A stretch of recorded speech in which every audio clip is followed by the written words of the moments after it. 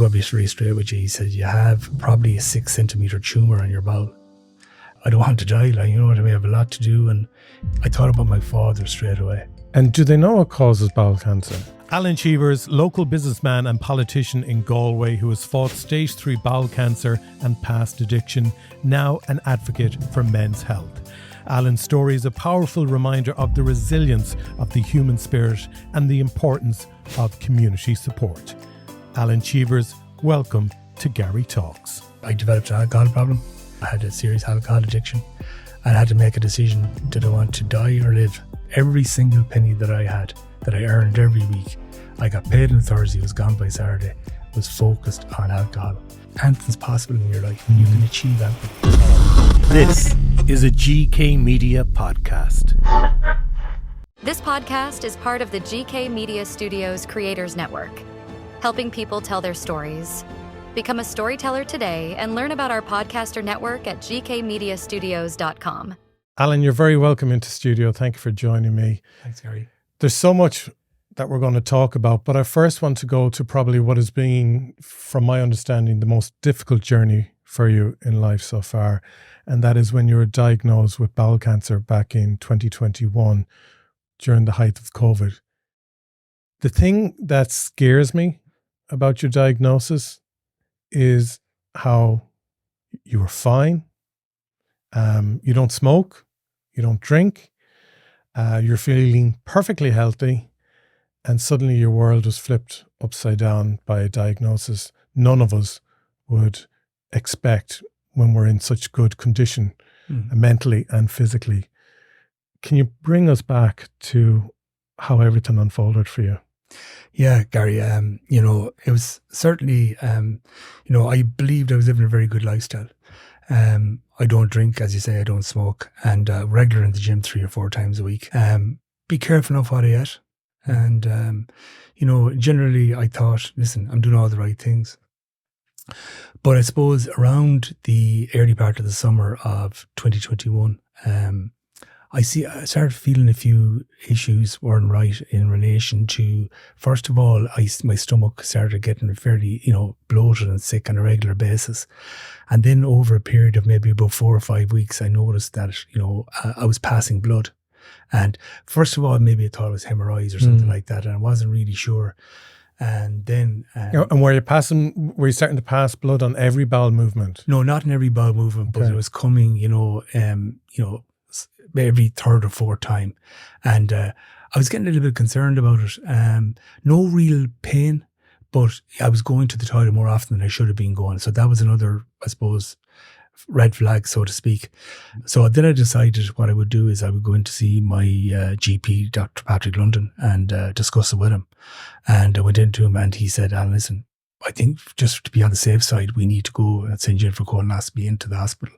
And I think that's really where we'll see if there's any issues. And had you gotten your bloods done around at this time? Yeah, I had my bloods done, but the bloods seemed to be reasonably okay. There didn't seem to be much issue with the bloods. So, and were you going for regular checkups every year? No, I'm going to be very, very honest. I'm 55 years of age. And the first time I ever went for bloods was probably at 47. Wow. And I think this is something that, it's important to raise as well, is that I think there's that piece around men's health that we probably don't get as checked as much as women do. Women are far better at getting doing the checks than men are. And I've talked to a lot of my friends, especially since I got sick, about this, and they got a real wake up call, some of them when I got diagnosed, because they knew the lifestyle that I led, and they felt that, at the end of the day, there was something they really needed to address themselves by getting the colonoscopy or going for bloods or whatever the case may be. So my bloods at the time were reasonably good, there was no real issues with the bloods, but I had this issue, as in with my bowel movements, that I really, felt there was something wrong. And this is kind of scary as well for me, because like the bloods are fine, but there was a case of let's go for the colonoscopy just as to be sure. To be sure, yeah. Just to be sure. So I went in to have the colonoscopy in September of 21, and my consultant surgeon who did the colonoscopy was Dr. Bobby Mescat. Excellent man, great man. It turned out to be a good friend of mine. And I went in for colonoscopy, and when I actually was in the recovery, after about maybe 20 minutes, come over into the room to me, and I was lying down in bed. I was just after out of sedation, whatever. And he said, Alan, listen, I'm going to be very straight with you. He said, you have probably a 6 centimeter tumor on your bowel. And he said, you might have felt it even with sedation when I was doing the colonoscopy. He said, you might have felt it. And I said, well, what do you believe it is, doctor? And he said, listen, I'd be fairly sure, he says, without trying to be, anyway frightening or anything like that, but I'd be fairly sure it could be cancerous. So he said, we need to bring you in, he said, in the next 2 or 3 days to do some MRI scans, to do some CT scans, and we need to see it's contained if it is cancer and to make sure it hasn't spread anywhere else. So what was my first thought? What was my first thought when he said that? Well, I suppose my first thought was shock, real shock, I suppose. I was a bit kind of, stunned at the prognosis, what he believed it might be. But actually, the second thing that came into my head was I thought about my father straight away.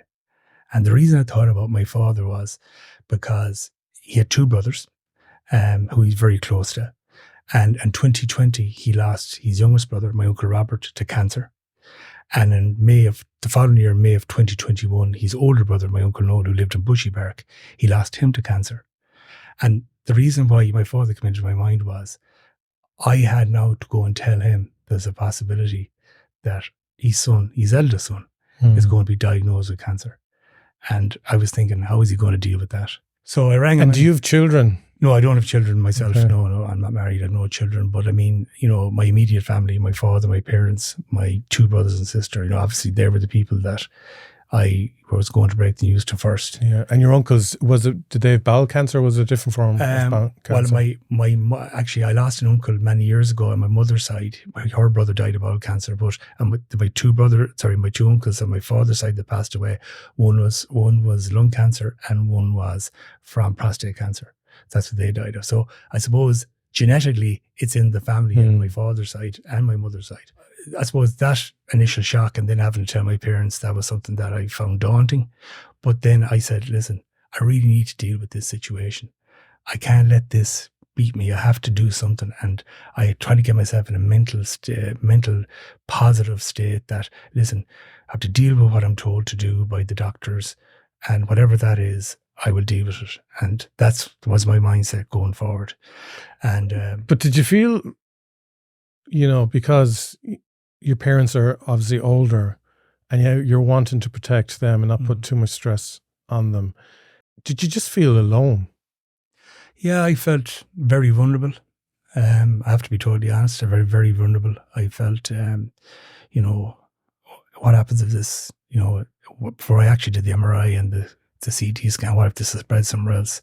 This could be, life ending for me, And I don't want to die, I have a lot to do, and I love what I do as a politician, and I love my family, I love my hobbies and whatever. So, I don't really want to be gone too soon. I want to be around for a while more.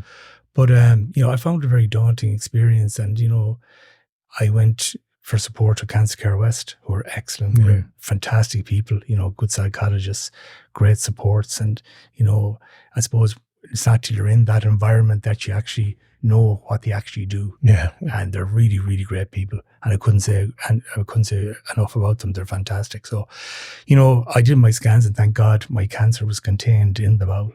And my consultant, my cancer consultant was Professor Mackin-Keane, who is well renowned and well known. He said to me for my initial consultation, he said, Alan, he said, this, he says, is contained. He said, it's not an aggressive type of cancer. It's a fairly common cancer. You will be okay, but it will take you 1.5 years to get over this. And it was stage 3? Stage 3, early stage 3. So what does it mean by stage 3? Well, I mean, basically, I think what happened was my tumour hadn't went inside, hadn't went through this second part of the bowel wall.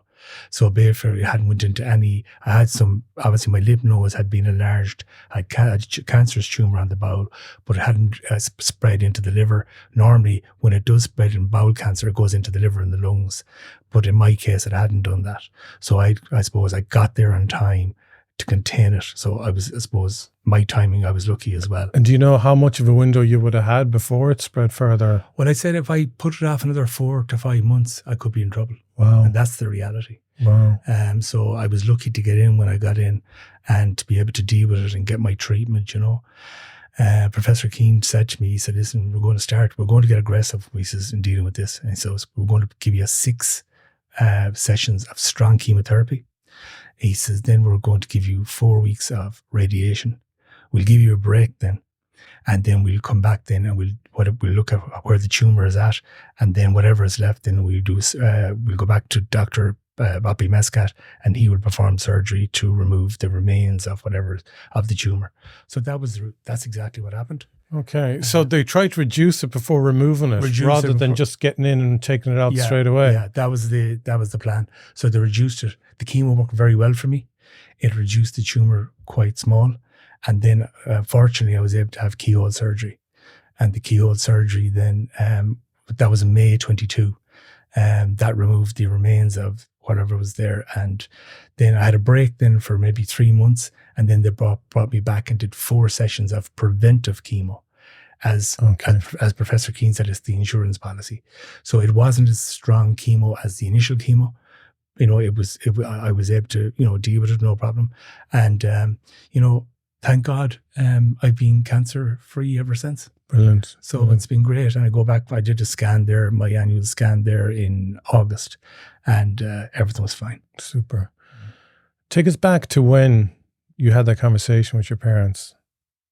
The first person, my mother's a nurse all her life, and she's 80 now, and my dad's 81, and they're really great people, and I have a very close relationship with them.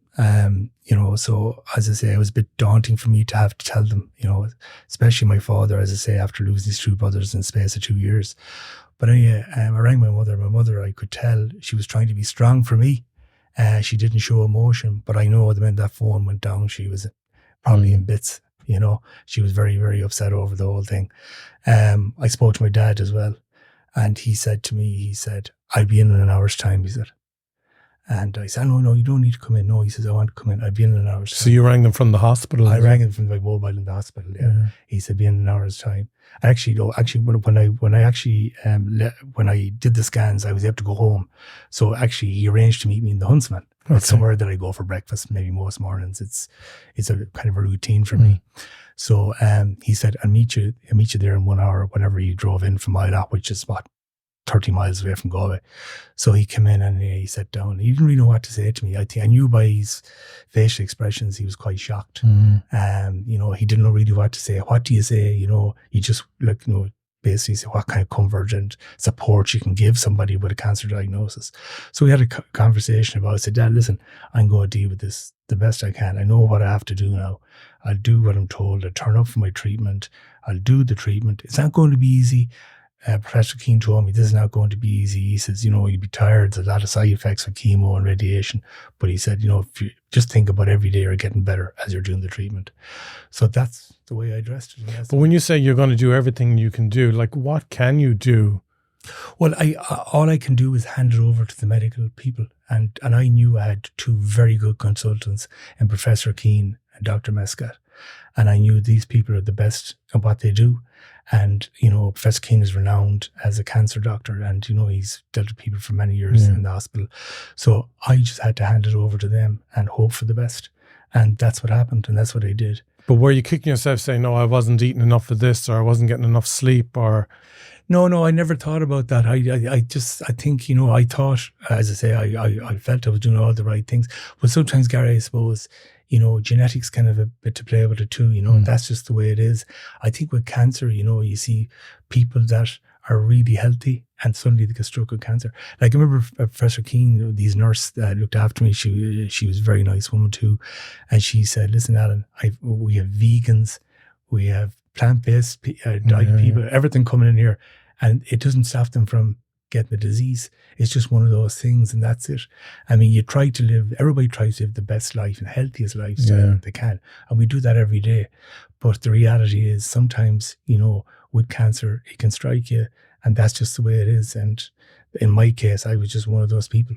And what would you say to someone who hears of someone who has cancer, what were the things that really helped you in terms of support, or that you would have liked to have heard in terms of support from people? Because obviously, when we hear a loved one is diagnosed with cancer, sometimes we're trying to emotionally deal with it ourselves, but be supportive. And sometimes we're saying the wrong things. We don't know what to say. And then we get distant. Like, what's the key advice you would give someone to be supportive? I think you have to be compassionate. I think you have to be understanding of the situation. People really mean well. And when I was diagnosed, I got so many messages and phone calls, and a lot of people were very shocked, But I think the thing is compassion, be supportive, be there for somebody, be at the end of the phone if they need to have a chat, if they need a lift, if they need to go have a coffee to have a conversation. I think that's really, really important. And during the treatment, they will need all that help and need that support. I think that's really the best we can do. I think somebody, that has a friend with cancer, they don't understand the disease. They don't understand, the repercussions for the person who has it. Yeah. But what they can do is they can basically be there in a supportive way and do whatever they can to be supportive wherever they can, really, When you're doing chemotherapy, I believe you were actually doing it with someone who was a really good friend and mentor to me when I started out the business over 10 years ago. That was Dahi O'Connor. Yeah. Of Revive Active. Yeah. Dahi and me started the journey together. A really lovely guy. Yeah. A very nice fella. And we met and we supported each other. And we knew each other probably 20, 25 years, but our paths hadn't really crossed. And then he obviously, he heard that I was diagnosed with the same as he was, both bowel cancer. So we met up, and I remember our first meeting was in the O'Brien's in the Lisbon estate, because his office was beside there. That's right, yeah. And we had a great conversation. And, we kept in touch, and we text each other, and we met up again for coffees and everything. I suppose unfortunately for Dahi, he had a more aggressive type of bowel cancer than I had, and he's a wonderful family, the Henry and his sons, great people and very nice. And he had a tough time. He had a tough journey. And obviously my journey wasn't as difficult as his. And we lost him there in December of last year, But, he was a very nice guy, great person. He's a great businessman. He was a positive guy up in the end, And I went to see, I gave him a text maybe about 5 or 6 weeks before he died. And I said to him, how are you? How are you getting on? And he sent me back. He said, will you come to see me? So I said, well, of course I'll come to see us. He was in the Galway clinic at the time. So I got the opportunity to spend an hour with him in the room, and we had a good chat. And that was the last time I got to see him. And then obviously a few weeks later he passed away. But I think of him a lot. And I think about the other people. There was other people in the chemo ward with me at the time. I think 2 other people that were there as well that passed away as well. So, I have to be honest, Garry, I call myself very, very lucky, and I have great gratitude of the fact that I'm here today to talk to you, because with cancer, it depends on the type of cancer, where it's at, be it stage 4. If you get stage 4, then it's very difficult. So I call myself very, very lucky, the fact that I'm here to be able to speak about it and raise awareness of it. And that was always my plan when I got diagnosed, that I was going to raise awareness and be able to, if I only could help one person, the importance of getting that colonoscopy and getting that check.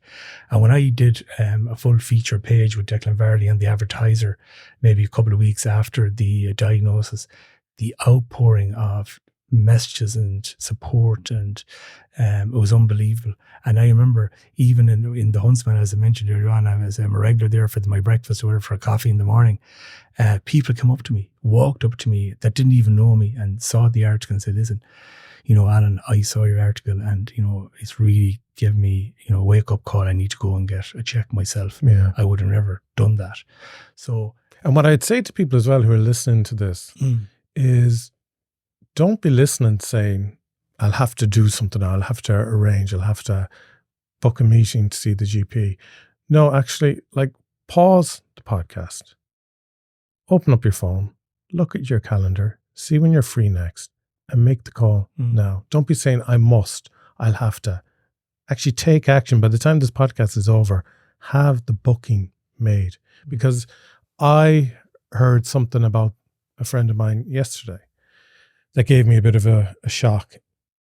And I said, I'm actually going to book and get my bloods done at the GP Friday week, and that's booked and it's done now. And sometimes we hear these stories, they move us, and we say, oh, I'll have to do this, I'll have to do that. And then you're distracted and you move on and nothing happens. And you just need to just pause everything right now and take action.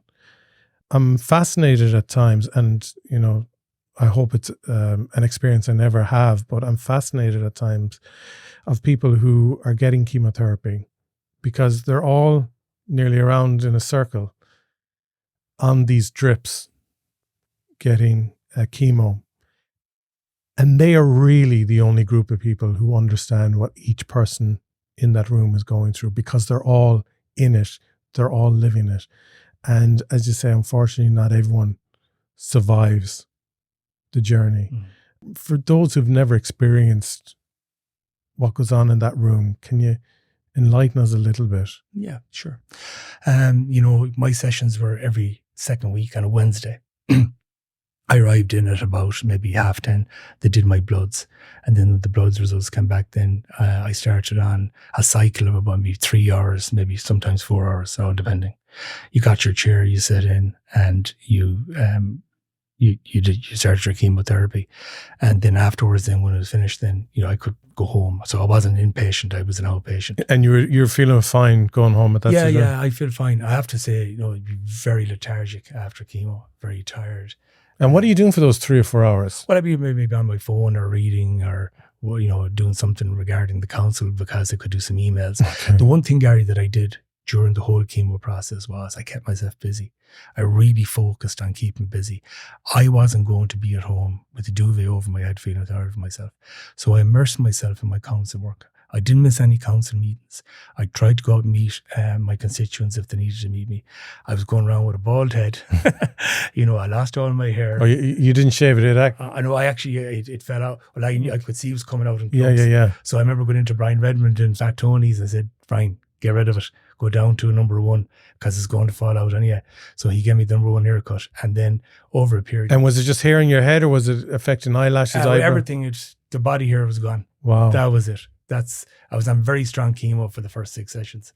So, and was that after the first session things started happening? No, it happened probably after the second session, going into the third, and then it all just, that was it. And, you know, I didn't really mind that. It didn't really bother me. I had no real, I suppose, vanity about it. I mean, the reality, that was part of I suppose in one way though, you know, man to man, I think it's a bit easier for a bloke to lose the hair than it is for a woman. Absolutely. You know, I'm obviously for a woman to lose her hair, it's a different situation. For me, as I say, it didn't really bother me. I accepted this was part of the healing process and the chemotherapy. So I just, you know, accepted it and moved on and said the hair will go back when all this is over. And thank God it has. Yeah. So looking stronger than ever. So that was it. So listen, the chemo was very difficult. The first 6, as I said, the last 4 were fine because only half of what I was on the initial 6. Okay. But it was very aggressive type of chemo because it was trying to reduce the tumor, kill the cancer. And, you know, a lot of side effects as in... Yeah, because you lose the hair, but there are other side effects. There's a lot of other side effects, you know, what you call very hard. Your bowel movements are very, very fluent, as in, you know, it was very, very difficult.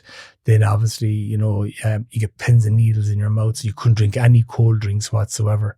And then obviously, you know, you get very bad numbness on the bases of and the bottoms of on the bottom of your feet, and you get, you know, pins and needles on the top of your fingers as well. So it was quite, you know, it wasn't a nice experience. Like some people, I think, end up losing feeling in their toes and stuff. They do, and I actually had that for at least a year. It's fine now. But I talk to people that have been through cancer. Even I talked to a friend of mine there recently, and he had lymphoma 12 years ago, and he still wears special socks on his feet because of that. So that's the side effects, and that's what you have to deal with. But I mean, that was probably the hardest part of the whole journey for me. The radiation, I kind of flew through that. It wasn't too bad. So the radiation then it's pinpointing the area. So it's done within a matter of minutes. About 10 minutes. Yeah. So basically, I used to go in for 4 weeks every day, I'd arrive in whatever time I was given, and they'd just basically place the machine over you, and they'd pinpoint, as you say yourself, the area where. So have they done like a tattoo or something? Yeah, tattoo in where the they area. believe the whole lot. Yeah, exactly. And it's these lasers. It reminds me like that Sean Connery, James Bond scene with the red laser coming up towards and whatever. Yeah, and that was it. Yeah, so I did 4 weeks of that, solid 4 weeks of that. And the side effects then to radiation, is it milder? Frequent bowel movements again, because at that stage, I hadn't the surgery, so it was difficult. In some stages, I needed to be beside the toilet. I couldn't really be, try to restrict my movements because it was, it could be challenging sometimes, especially. So, that was difficult. But anyway, listen, I got over that as well. So I had a break then, as I say, for 3 or 4 months. And then what happened was I ended up going in for the surgery in May of 22. And I had that surgery. And then after that surgery, then I had a stoma bag. Stoma bag was put on. So this is a bag that you wear at the side. Exactly, yeah. Like, how is that emptied? Do you empty it yourself? I have to empty myself. So that was very difficult so that's working. Excuse my ignorance now. No problem at all. So that's working for the bowel. So basically, the large bowel is cut off. The small bowel is in use. So the small bowel does what? Is that your waste, your poo, so to speak? Yeah. So it's like a big grape that comes out through the stomach, and then the stoma bag covers that.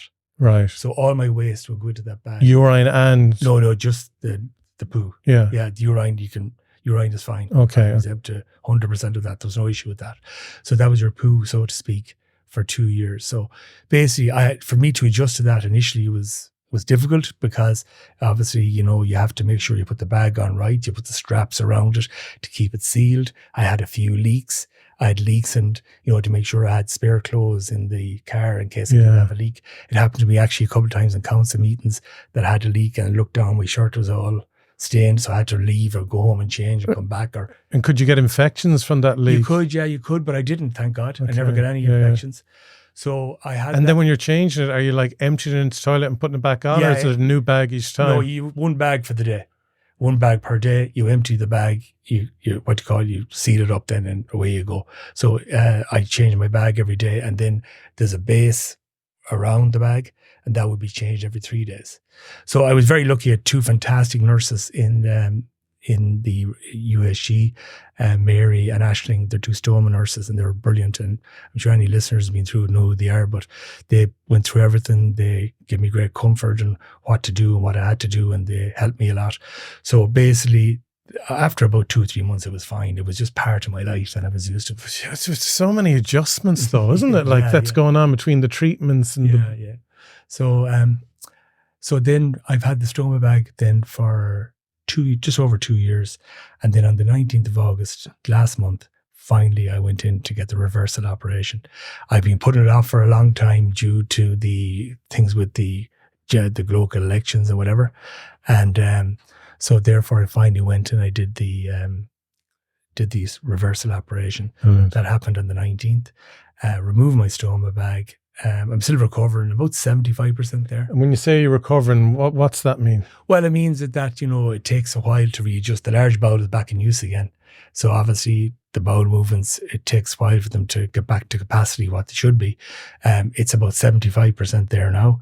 And it's great. And, it's great to have that whole thing finished with the whole stoma bag. A lot of people who have bowel cancer, all depends where the tumor is. They have the stoma bag but never are able to reverse it or have the reversal operation. But I was lucky that I was in a position to do that. So thank God it's all worked out, and I'm just recovering from that. So hopefully now that's the end of everything, and onwards and upwards, And do they know what causes bowel cancer? I suppose there's different things, it could be down to diet, could be down to, genetics. It really don't really know. I suppose, do they really know do they really know what causes any cancer is the thing, Yeah. I mean, some people, maybe get cancer from maybe the working environment that they're in, you know what I mean? Or whatever the case would be. Other people just bad luck. And that's really it, that's where it's at, and that's really where it's always been. And, for me, I don't ask any questions. I don't know where mine originated from. Actually, they did a genetic test when I actually got diagnosed, because I remember Dr. Mascat saying that to me, to see was it genetic, or did it come from my uncle or my family? And they send the sample over to the States, and he was able to come back and tell me that it wasn't genetic, that it was just down to, the situation that I was in, and that was it. When one is diagnosed with cancer as well, it unfortunately can have a ripple effect for them in life. There can be circumstances like, I believe people find it difficult to get a loan because they've been diagnosed with cancer. What situations are you aware of where your cancer diagnosis, even though you're 100% clear, has had a knock-on effect for you in terms of, future planning? Yeah, very difficult for me to get a mortgage now on the basis of having a cancer diagnosis. And do you have a house? Are you I'm renting at the moment. Okay, yeah, so for you to move on to the next phase. Stage, yeah. So I find it difficult to get a mortgage. There's a couple of opportunities that will be coming up, obviously, in the likes of housing. I would say the likes of cost rental and things like that are coming that I'll be able to apply for, which I will apply for. But the situation is that for me, unless I have the cash to buy at the moment, a cash buyer, it's difficult for me to get a mortgage. And I'd be in a position to get one because obviously I'm in my full-time job as a business, my own business. Obviously, I have my council salary as well. So, I'm a good candidate to get a mortgage, but unfortunately, due to the circumstances of my health, it's difficult. Now, legislation was brought in, I think this year, through my colleague, Senator Catherine Ardash, brought to the House of the Oireachtas that there shouldn't be any discrimination towards cancer survivors in relation to getting mortgages. So hopefully that'll change, because I will be able to get one if that does change, And, the reality is that that's something I think people shouldn't be defined on that. I think people should be able, if they have an all clear, they should be able to go and be able to get a mortgage and buy a home if they want to. I think people have been through enough when they've done the cancer journey then to have this on their back for the rest of their lives. And also, it's the irony of, banks love to give money out, but it seems like it's the safest option of where they give money to. They minimize risks so much, but then if you look back at the history in banks in Ireland over the last 20 years, there was plenty of risk taking place. So I think there needs to be some moral decisions made there as well by banks. You were talking about you have your own business as well. Financially, did you have income protection? So when you did get sick, that you were covered? Yeah, I was okay financially. I was fine. My business has been okay. I'm in it 15 years now. I've built up a decent enough business. Obviously, I had my council salary coming in as well, which was very much helpful as well. So I was okay. But, I suppose I'm not a big spender, Gary. As I say, I don't drink or don't smoke. I suppose for me, my social life would maybe revolve around being with my friends, going to restaurants, maybe for a meal or something like that. And why, in your mid-50s, have you not bought a house? Well, the situation is that I had a property, but during the recession, like everybody else, got caught up and had to obviously, move on from that. And ever since then, I've just rented. So the reality is not that I've seen myself as a long-term renter. I don't. I hoped, actually, before I got sick, I was all ready to go and look to purchase. And then obviously that put me back. So I'm something now, since I've got over the cancer now, it's something I'm looking at again, seeing what the options are. There's some options coming through there, would say, with the likes of, cost rental. Will I go for that? I don't know. It's a long-term lease opposed to buy. Maybe I'll look at, going to actually buy. I think that's really what I want to do. But you said at one stage that, when you were diagnosed with cancer, you didn't put your head under the duvet. I think when people decide that there's been times in their life where they have put their head under the duvet. Would you have experienced moments like that then during the recession? Oh, absolutely. Listen, I like everybody else, I suffered. I didn't have a huge amount of money. Everybody, I think it was very tight for people between 2009 and 2012. That's just the way it was. My business fell off a cliff. And what was your business then? Well, my business is in the licensing business for the off-license trade. So I do a lot of work with the likes of BWG and some of the retail brands. I have 2 other guys in the business with me. So we look after the off-license side for these companies. Giving licenses to business. And is that what you were doing back in 2010? Yeah, I'm doing that for a long time. Okay. But I mean, and it was auctioneering as well. Okay. I had my own business selling houses and commercial leasing, renting houses as well. But I got out of that in 2012 because the market really fell off a cliff. Yeah. So therefore the licensing was still a good niche business. So I continued to work on that and I've been doing that ever since. So, I mean, that business is there. It's going fairly reasonably well. I'm happy. Because you used to work in CP's as well, Central Park, which was a nightclub in Galway. It's now Electric. And it was one of the fancier nightclubs to go to. Yeah. And there was always massive queues going all down the street around the corner. It was the trendy place that people wanted to try and get into. And so you finished up there in 2003. That's right. I finished in June 2003 and I started in 1989. So you would have been seeing the early days of the Celtic Tiger. Yeah. And I talked to young people about that time in Ireland back then when there was just this abundance of cash around and everyone felt like the ATMs were never going to stop spitting out money at us. And there was no fear of money running out. It was party central. You know, people were going clubbing 2-3 nights a week. Great times.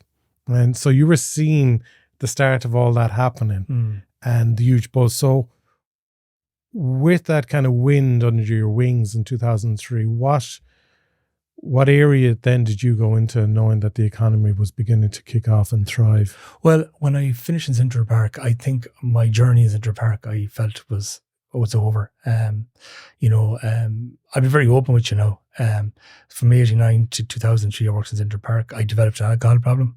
I had a serious alcohol addiction and I had to make a decision. Did I want to die or live? So in 2003, I decided I wanted to live. So I got out of the nightclub business because that obviously didn't suit me for my addiction. I got treatment. And then, thank God, I'm sober ever since. So I'm 21 years sober now since January of this year. It's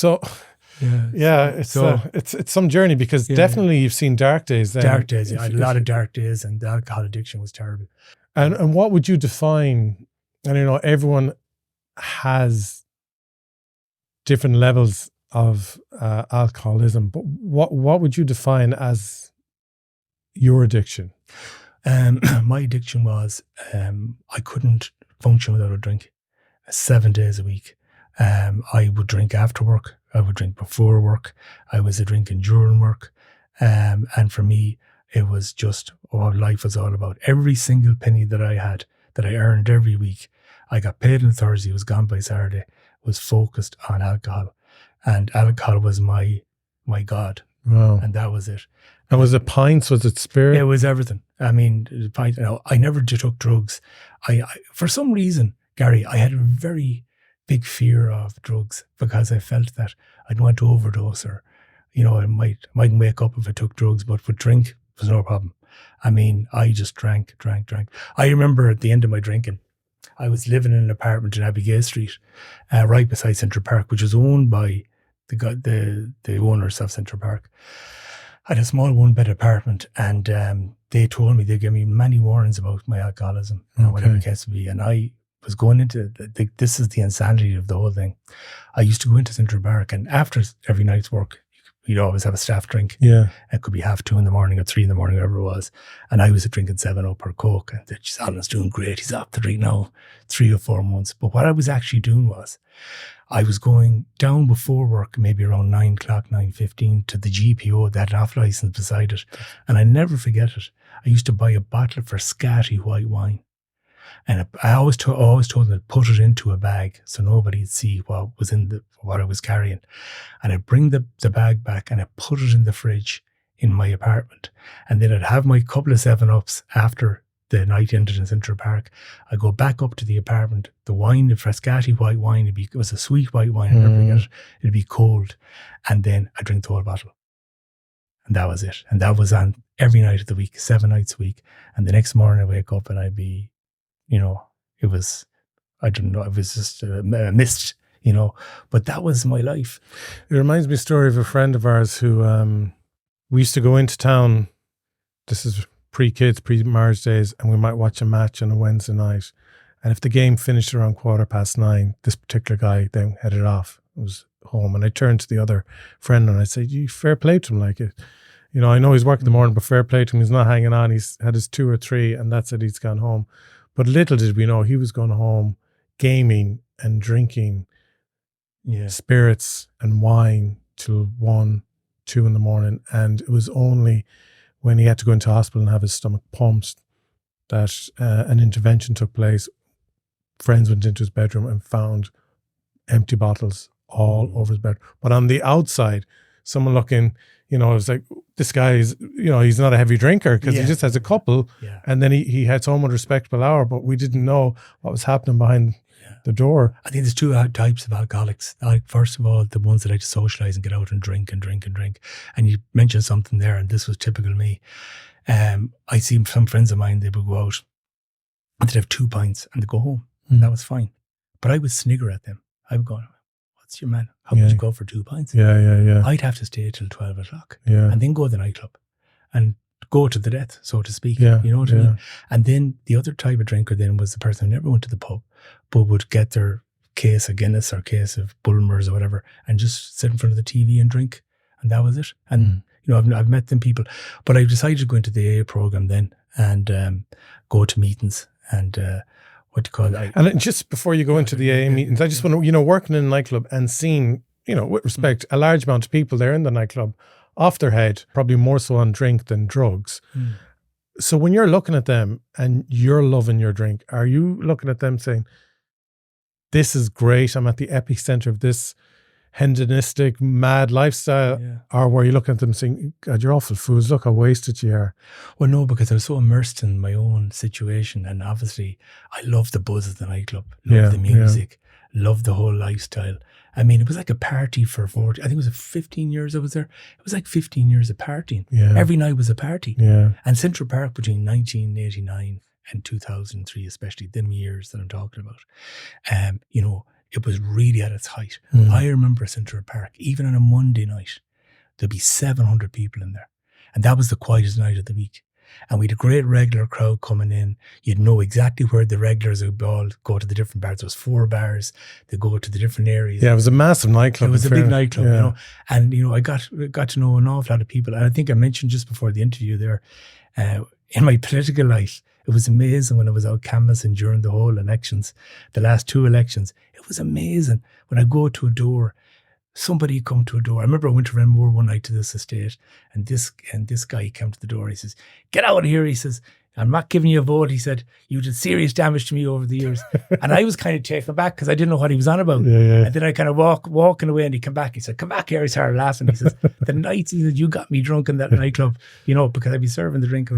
So it was amazing. It didn't do me any harm, to be honest, because people knew me from my years there, because it was an institution, really. It really was the big social nightclub in Galway City. And, I really kind of, besides having my alcohol addiction, on the other side, I did enjoy working there. Great bosses in Declan Farrell and Maris Gillen, great people, and I'm still in touch with them. Obviously, Declan only was talking on the phone to him yesterday. So 2003, you leave. Is it, like, where's the point where you say, okay, I need to actually knock this on the head and go to an AA meeting? Was there this big moment, or was it when you left there, you said, okay, the next phase is? Well, I tell you what happened was, I was like really rock bottom. I was really rock bottom with the alcohol. I was in a bad way. And I had one very good friend of mine, Yvonne, who I'd known for probably about 25 years. And she unknown to me, she went to meet my mother. And she told my mother, "Listen, this is the situation, Alan, we've got to do something about it." So my mother rang me and approached me and said, "Listen, we know what's going on. You got to do something about it, and you need to address it. So anyway, I at that stage I was fairly back, Garry. I knew myself I had to do something about it. So I decided then, what do I have to do? So I said I need to do some kind of treatment or do something. So I eventually met one particular person that I got in contact with who was very much involved in AA, and he took me to my first AA meeting in Ardmore. Actually, that's where it was. And I continued then to go for, I'm going to be totally honest, I don't go to many now at all. And something, I wouldn't encourage that.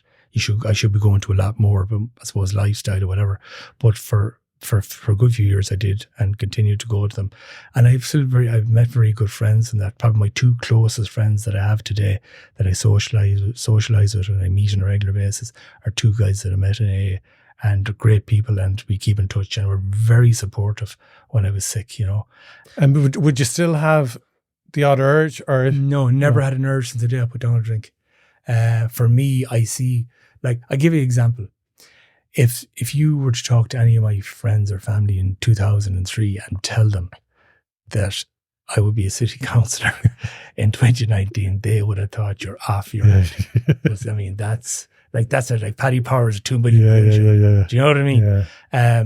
But anything's possible, Garry. I want to really get that message across. Anybody who's in addiction today, that if you can get on the right track and you can get sober, anything's possible in your life. You can achieve anything. And I see so many people come out of addiction. A young guy around me there, actually, and I know he won't mind me mentioning his name. I'm hoping to meet him tomorrow. He did an interview in Galway Bay FM the other day called Chris Joyce. He's 5 years sober now through the Rutland Centre. A very inspirational young man, and he contacted me through Facebook. He obviously, knew that I'd been through the thing. So we're hoping to meet maybe tomorrow or the next day for a conversation.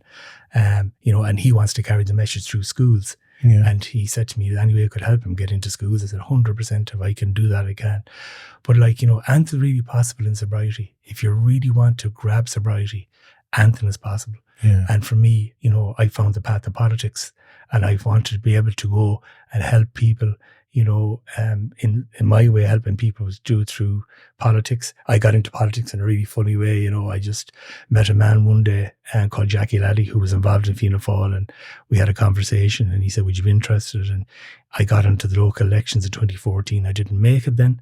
And then he said, stick at it, maybe come back in 2019. I did that, and I got elected in 2019, and fortunately I got elected there just in June this year. Yeah. But I really love the politics, Garry. I have to say, it gives me a real purpose in life. It's every day is different. It's funny because as we're doing this interview, your phone keeps ringing, and I always think that's a good sign. It never stops. Of a productive counsellor or politician. If their phone keeps ringing, if their phone isn't buzzing, there's a problem. Two things there I want to pick up on. I move into the first one based on, we were talking about, you were saying it'll be difficult. At the moment, it is difficult to get a mortgage because of the cancer diagnosis. And, there's national elections are upcoming soon.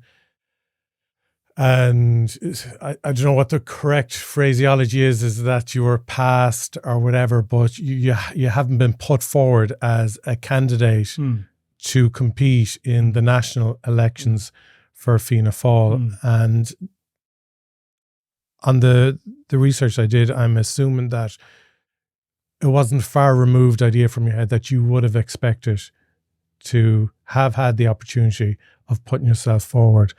So I just bring it back to that. So the situation was, as I told you, first of all, I was in for the surgery about a month ago. And I got the surgeries. That was fine. That's probably coincided with the convention that was coming up. So I didn't really get a huge opportunity because of the hospital to canvass the delegates. But basically what happened was there was certain, I'm not going to name names, but there were certain people within the organisation in the Galway city, certain members of the party that really felt that I didn't warrant consideration due to my health issues. And the reason why is they basically wanted the particular candidates that they wanted. They had two particular candidates in mind. Now, by the way, the two candidates to be nominated, Gráinne Seoga and John Connolly, are excellent candidates. John is a very good friend of mine. He's an excellent counsellor.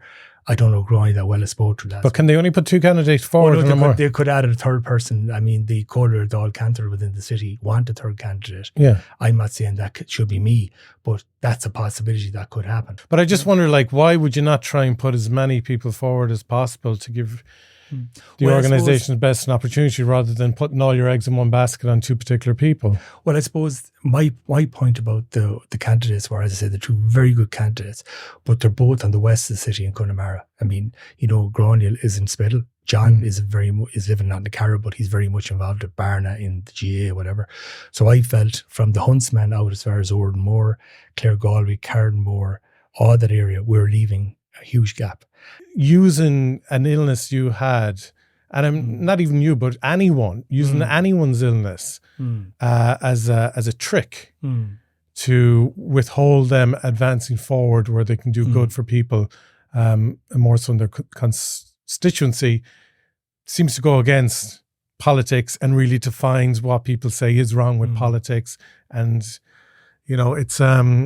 it's unfortunate, I was very disappointed. I'm not a person that would, I'm not going to cry over spilled milk if I lost a convention. If I go to convention and lose, that's just the way it is. It's like elections. You win and you lose them. But when you have some kind of a whispering campaign in relation to your health, and being like people are saying behind the scenes to delegates and other people, like, you can't really consider this guy. He's in and out of hospital. So I got a phone call, and I'm not going to mention the journalist, about 3 weeks ago. He called me and he said, listen, Alan, I'm ringing you. He says, just to tell you, he says, that about the phone call that I got.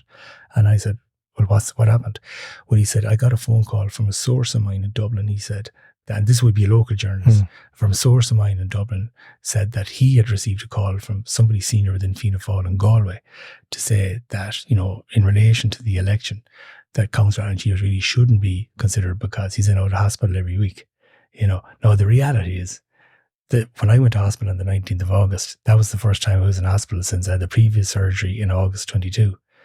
In May 22. Yeah. So basically, the only time I ever go into hospital would be for a scan or something like that, something in and out in 2 minutes for my annual scan or something like that. And I know, you have to follow the political line and the party line and all this, and everything has to be nice and smiley and hunky-dory.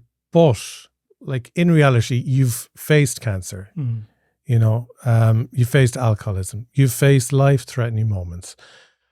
Honesty and just being truthful to yourself, I think, should resonate and be more important than ever now in your life. Looking back on what you've experienced as a result of that, for the last while, would you change course now? Even still carry out helping people, but change course with who you've aligned yourself with? I have a conversation next week regarding that. I have a conversation on Monday with the senior people in the party.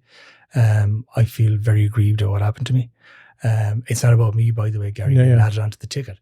This is about, Well, it could happen to someone else as well. This is what I'm saying. Exactly. And I want to make sure this doesn't happen to anybody again. Yeah. In Galway, I mean, I can't speak for the rest of the country, but I think there should be a precedent set out that this can't happen again.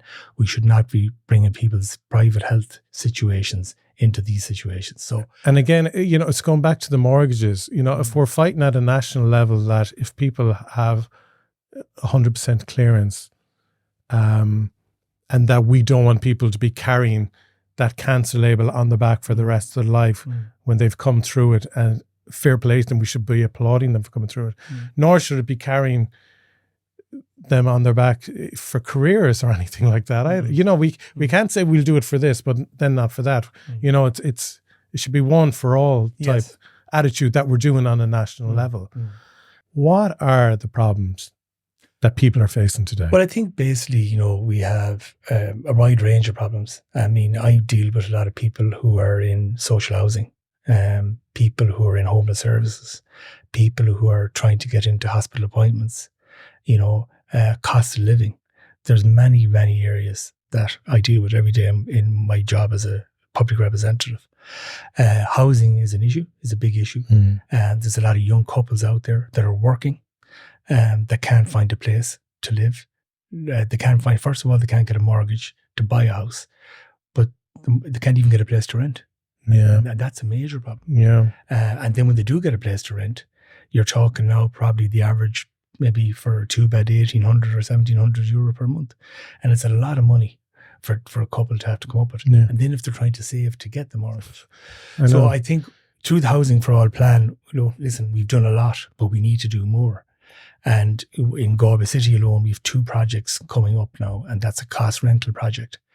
Cost rental basically is for that person who is over the threshold to qualify for social housing, but can't get a mortgage. So if you're on 59,000 or less, you will qualify for that. So what that means is you can, a cost rental property, which we have a development on the moment on the Munnavay Road there, that should be finished probably summer of next year. And that means that you will, if you qualify for that, you will be able to then get a long-term lease on a 2-bed or a 3-bed property. And therefore then you will get it at about 25% less than the market rent. But once you pay that rent, you won't have to worry about a notice to quit. You'll be there as long as you want to be there. And it gives you security. And I think we're looking at rolling a lot of these projects, these cost rentals around Galway City over the next few years. But can you buy the property? You can never buy it, no. It's a long-term lease. It's an Austrian model that we brought in. I think it's Germany and Austria, this model first started. And I think, our housing department saw it as maybe a way of, we wanted to bring in a suite of housing measures that could help people.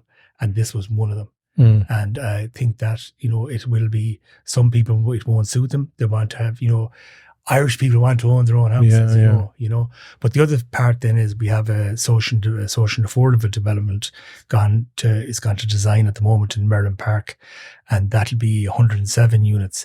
So the social and affordable then will be ready probably in the first quarter of 2026.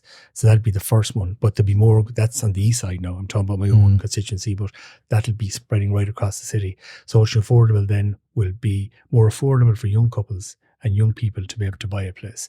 I'm not sure the criteria, but I think it will be probably based on your salary, on your repayment, because there's no point in giving you a mortgage for 3,000 a month if you can't afford to pay it. Yeah. So I think the wages will be taken into consideration, and that's how it'll be done. Some of the houses being built are awful. I've seen them in my ears. Well that it's social housing because it's the littlest amount of imagination and the quickest build possible. And I saw that during the Celtic Tiger where there was non-stop building going on, and then people realized that places weren't insulated properly for fire and all this. It was real cowboy style building going on.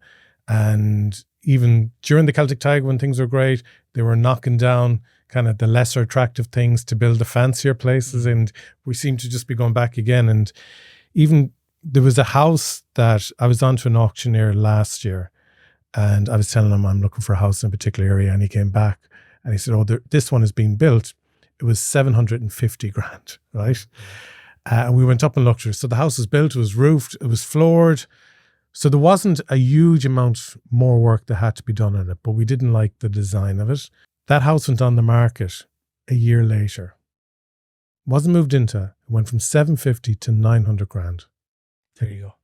Like, that is nuts. Yeah, see, the problem is supply is short. And there is obviously a lot of people making very good money for example, we have huge medical factory, employment here. There's a lot of these engineers and people working these get very good salaries. We have couples, maybe one works in accountancy or a multinational or maybe doctors. And I was talking to one guy there that I know that he built some 50 properties in Moycullen, and I know him for a long time, and he told me that they were gone so quick, it was unbelievable. And he said it's just that, they're all couples, all working couples on good salaries, getting mortgages, mortgage approval, away we go. So there's that side of it as well. So there's high earners. There's high earners out there that are buying houses, but fundamentally there's them couples in the middle that just can't reach the threshold that they want to. Yeah. And we as a government, and I'm part of that government as Fianna Fáil, and we have the housing portfolio, we need to produce and build more houses to accommodate these people. And that's vital. Yeah. For me, the great fear is if these big medtech industries that we rely on that are not Irish medtech industries, if they pull out, they go elsewhere. Because I think, is it 75% of the corporation tax the government takes in is from these industries? Yeah. If that's gone, not only does it affect corporation tax, massively affects employment, which has a knock-on effect then for housing. So there's a lot on the edge and at stake as well. I think the corporation tax is, I think there's one thing we have to be, I suppose, keep in mind too. The presidential election coming up in the States. I think as one candidate has before threatened to pull these American companies out of Europe. Exactly. And you know that is. So we'll be hoping for the other person to win. Yeah. And that's really it, because we need to retain our, I think the one thing though that the multinationals love about especially Galway is we have a very highly skilled workforce. And I think that they wouldn't get that skilled workforce in any other part of Europe. And I think that's really stands to us in relation to the direct foreign investment. But I think, Garry, that, and I'm just going to bring in politics in the moment, we really need to see, improvements in the likes of, for example, we need to see the ring road come in, because that is a real game changer with these multinationals, because they look at the wellness of their employees and how they get to work and how they get home from work, and they don't want them stuck in a car for an hour and a half. We need to look at our public transport. We look at park and ride. We look at commuter train from Athenry into Galway, which double tracking has been approved for more. There's lots of stuff we need to see, because if we want to make it attractive for these multinationals to come in, part of the whole package is they need to make sure that their employees are happy. And I think that's as in there needs to be will on a political side as well. And I'm part of that, to make sure that we see that push through, and we need to get that ring road. I'm beating the same drum for years. I know. I'm losing an hour and a half, 2 hours a day commuting. And I live 9 kilometers from our studio here. Finally, Alan, you're on the other side of the cancer diagnosis. What has changed? Well, first thing I will tell you is that I have a completely different outlook on life. I don't take myself seriously. I don't think life seriously. I embrace every day. I embrace every minute, every hour. I just get up in the morning, glad to be alive, glad to be in a position that I can get up, go and do my job, do my work, serve my constituents, be there for my family, be there for my friends. And I don't sweat over the small stuff anymore, and I won't be. I mean, listen, the way it is I've had a second bite of the cherry, a second chance, and I'm going to embrace that the best I can. Thanks for joining me. Yeah, thanks very much. Thanks, Garry.